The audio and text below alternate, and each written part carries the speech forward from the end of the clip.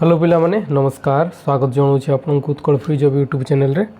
तो पिला माने एबे आपण मानकर ओडब्ल्यूएससी सीजीएल रो एग्जाम प्रिलिम्स एग्जाम केबे हेबो से विषय रे हमें आलोचना करबा। आपणकर नोटिफिकेशन आसिथिला डिसेंबर 12 तारिख एवं डिसेंबर 19 तारिख रो आपणकर ऑनलाइन एप्लिकेशन बा आवेदन आरंभ होइथिला एवं प्रथमे तो 18 तारिख पर्यंत थिला तापरे ताकू एक्सटेंड करके 28 तारिख पर्यंत करे जाइथिला एवं सबमिट रो लास्ट डेट थिला 31 तारिख। तो सबमिशन सब किछि हे जाइछि, फॉर्म फिलअप मध्य सरी गलानी, डेट सरी गलानी। एबे आपण मानकर मन रे डाउट थिबो एग्जाम केबे हेबो।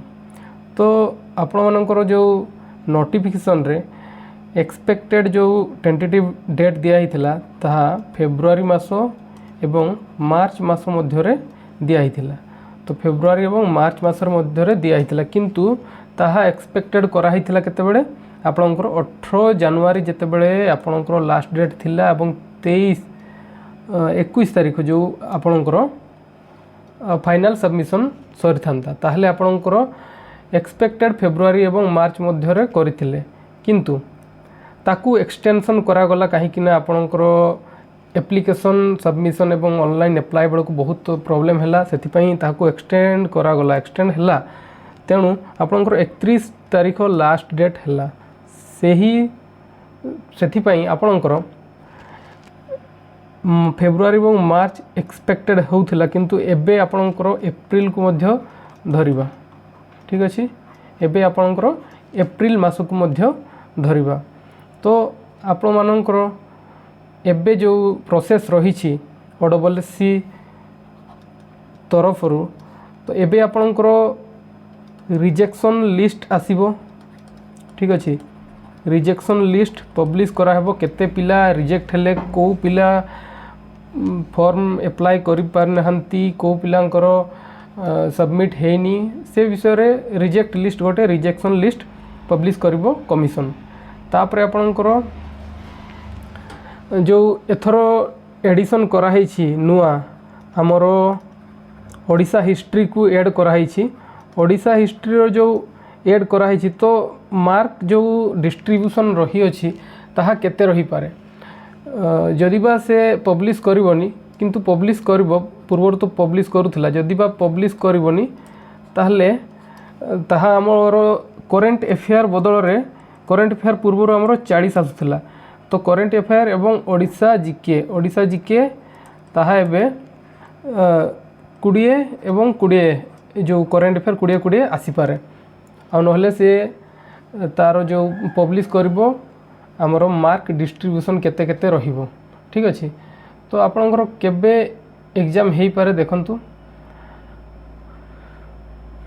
तापर देखंतु जो रही अछि आपनकर सिलेबस देखि दिंतु, समस्ते जानी थे भल भाव प्रिपरेशन करंतु आउ करेंट इवेंट मध्य प्रिपरेशन करंतु। आमे एक्सपेक्टेड डेट देखिदेबा केते हेई पारे केबे हेई पारे एग्जाम। तो पिला माने आमर एक्सपेक्टेड डेट रहुछि एप्रिल मास। ठीक अच्छे, फेब्रुआरी एवं मार्च रे तो चांस नहीं, चांस बहुत कम अच्छी किंतु एप्रिल मास रे बहुत चांस रही अछि आपण मानकर एग्जाम हेबो।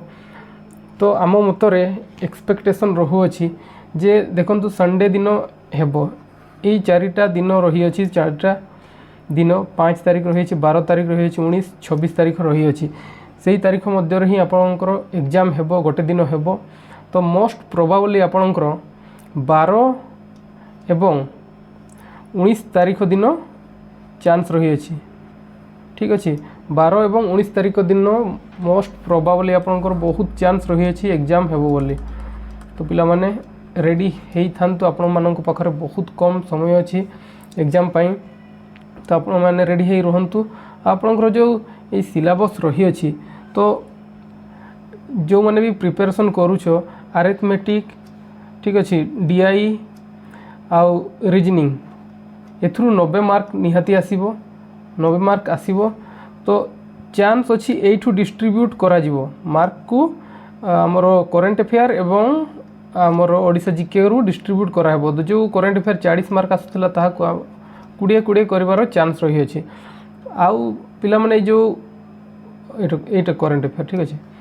ଯେଉଁ କମ୍ପ୍ୟୁଟର ଆୱାରନେସ୍ର ରହିଛି 20 ମାର୍କ, ତ ଆପଣଙ୍କର 60 ମାର୍କ ରହୁଅଛି। ତ ପିଲାମାନେ ଏଇ 60 ମାର୍କରୁ ଆପଣମାନେ ଟ୍ରାଏ କରନ୍ତୁ ଯେଉଁମାନଙ୍କର DI ଏବଂ ଆରିଥମେଟିକ୍ କମ୍ ମାନେ କମଜୋର ଅଛି, ବେଶୀ ଠିକ୍ଠାକ୍ ନାହିଁ, ତ ଟ୍ରାଏ କରନ୍ତୁ କମ୍ପ୍ୟୁଟର ଜିକେ ଏବଂ କରେଣ୍ଟ ଆଫେୟାର୍। କରେଣ୍ଟ ଆଫେୟାର୍ରେ ମ୍ୟାକ୍ସିମମ୍ ଆପଣଙ୍କର ଲେଖା ହେଇଛି current event of national and international importance, ଆଉ କିଛି ଦେଖିବାର ନାହିଁ। ଯେତିକି ଅଛି ନ୍ୟାସନାଲ୍ ଏବଂ ଇଣ୍ଟରନ୍ୟାସନାଲ୍ ଇଭେଣ୍ଟ ରହିଅଛି ତାହା ହିଁ ଆମକୁ ଦେଖିବା ପାଇଁ ପଡ଼ିବ। ତାପରେ ଆପଣଙ୍କର ଏଇଟା 60 ମାର୍କରୁ ଆସିବ ଏବଂ 60 ମାର୍କ ଆପଣଙ୍କର ବହୁତ ଗୁରୁତ୍ୱପୂର୍ଣ୍ଣ ରୋଲ୍ ପ୍ଲେ କରିବ। କାହିଁକିନା ଏଠି 90 ମାର୍କରୁ ଯଦି ଆପଣମାନଙ୍କର ହେଉନି, ଆପଣମାନେ DIରେ ଆପଣଙ୍କର ହେଉନି, ତ ଏଇ ଯେଉଁ 60 ମାର୍କ ରହିଛି ଆପଣ ଏଥିରେ ଟାର୍ଗେଟ୍ କରନ୍ତୁ। ଆଉ ଯେଉଁମାନଙ୍କର ହେଉଛି ତାହା ତ ଠିକ୍ ଅଛି, ଆଉ କମ୍ପ୍ୟୁଟର ଏଗୁଡ଼ା ମିଶାଇକି ଆପଣଙ୍କର ଆରାମସେ ପ୍ରିଲିମ୍ସ କ୍ୱାଲିଫାଇ ହେଇଯିବ। ପିଲାମାନେ ଟ୍ରାଏ କରନ୍ତୁ। ଆପଣମାନଙ୍କର ବହୁତ କମ୍ ସମୟ ରହିଅଛି, ଅଳ୍ପ ସମୟ ରହିଅଛି। ସେଇ ଅଳ୍ପ ସମୟ ମଧ୍ୟରେ ଆପଣମାନଙ୍କୁ ପ୍ରିପାରେସନ୍ ହେବାର ଅଛି। ତ ପ୍ରିପାରେସନ୍ ଜୋରସୋରରେ ଚଲେଇଥାନ୍ତୁ। ଆପଣମାନଙ୍କ ପାଖରେ ପାଖାପାଖି 60 ଦିନ ଧରି ନିଅନ୍ତୁ ଅଛି, ତାଠୁ ଅଧିକ ଆପଣଙ୍କର ରହିବ ନାହିଁ। ଆଉ ଅଧିକ ଟାଇମ୍ ମିଳିଲେ ତ ଆମର ବେନିଫିଟ୍, କିନ୍ତୁ ଚାନ୍ସ ଲାଗୁନି, ଠିକ୍ ଅଛି। ତ ଆପଣମାନଙ୍କ ପାଖରେ କେବଳ 60 ଦିନ ଅଛି। ପ୍ରିପାରେସନ୍ ଭଲ କି ହୁଅନ୍ତୁ, ଆପଣ ପ୍ରିପାରେସନ୍ ଜୋରସୋରରେ ଚଲେଇଥାନ୍ତୁ। 1576ରୁ 2ଟା ପୋଷ୍ଟ ବଢ଼ିଯାଇଛି, 78 ଆପଣଙ୍କର ହେଇଯାଇଛି। ଆପଣମାନଙ୍କ ପାଖରେ ବହୁତ ବଡ଼ ଅପରଚ୍ୟୁନିଟି ଅଛି। ଏବଂ ଏବେ RIର ବାହାରିଛି, ପୁଣି ଏବେ ଯେଉଁ 2023ରେ ଯେଉଁ RIଟା ବାହାରିଛି ତାର ପୁଣି ମେନ୍ସ ହେବ। ଯେଉଁମାନେ ମେନ୍ସରେ ସିଲେକ୍ସନ୍ ହେବେ ତାଙ୍କ ପାଇଁ ତ ବହୁତ ସୁବିଧା, 2ଟା ପାଇଁ ପ୍ରିପାରେସନ୍ ହେବ। ଆଉ ଯେଉଁମାନଙ୍କର ସିଲେକ୍ସନ୍ ହେବନି ସେମାନେ ମଧ୍ୟ ପ୍ରିଲିମ୍ସ OSSC CGLର ଦେବେ ଏବଂ ପୁଣି RI ଏକ୍ଜାମ୍ ଦେବେ, ପୁଣି PEO ଏକ୍ଜାମ୍ ଆସୁଛି।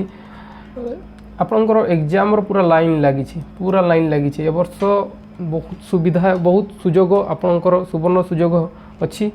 ତ ପିଲାମାନେ ଟ୍ରାଏ କରନ୍ତୁ ଏବଂ ନିଜର ଲକ୍ଷ୍ୟ ସ୍ଥଳକୁ ପହଞ୍ଚିବା ପାଇଁ କଠିନ ପରିଶ୍ରମ କରନ୍ତୁ। ତ ଭିଡ଼ିଓଟି ଭଲ ଲାଗିଥିଲେ ଲାଇକ୍ କରନ୍ତୁ ଏବଂ ଚ୍ୟାନେଲରେ ନୂଆ ଥିଲେ ଚ୍ୟାନେଲକୁ ସବସ୍କ୍ରାଇବ୍ କରନ୍ତୁ।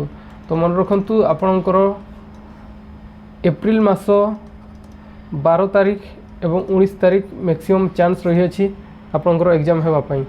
ତ ଭିଡ଼ିଓଟି ଭଲ ଲାଗିଥିଲେ ଲାଇକ୍ କରନ୍ତୁ, ଚ୍ୟାନେଲକୁ ସବସ୍କ୍ରାଇବ୍ କରନ୍ତୁ। ଭିଡ଼ିଓଟି ଦେଖିଥିବାରୁ ଧନ୍ୟବାଦ।